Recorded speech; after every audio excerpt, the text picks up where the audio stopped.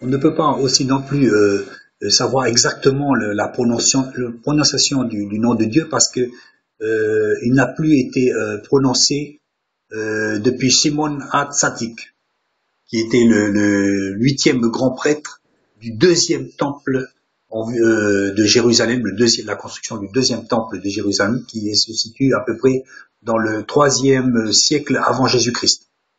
Il fut d'ailleurs ce HaTzadik euh, grand prêtre pendant 40 ans. Et ça, ce fut le dernier des sages de cette assemblée qu'on a de 120 sages. Donc. Et donc depuis, ça correspond à peu près à l'arrivée des Grecs, la domination grecque en Israël. Et donc certainement en voyant ces entre guillemets païens arriver, ils n'ont pas voulu prononcer le nom sacré de Dieu. Donc c'est pas nous aujourd'hui qui allons dire là en 2015, voilà le nom de Dieu, c'est ça, c'est les racines et ça se prononcer comme ça.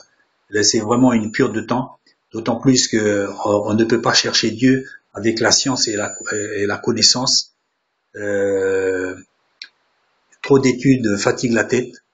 Vaut mieux prendre le chemin inverse, plutôt en étant humble et en devenant comme un enfant. Peut-être espérera-t-on à ce moment-là trouver un iota du début de la connaissance de ce qu'est le nom de Dieu. C'est carrément chose impossible. Et nous, on arrive en 2015, on dit voilà, tous les anciens, ils n'ont pas trop compris. Moi, j'arrive, je fais une Bible et vous allez voir, vous allez être éclairés.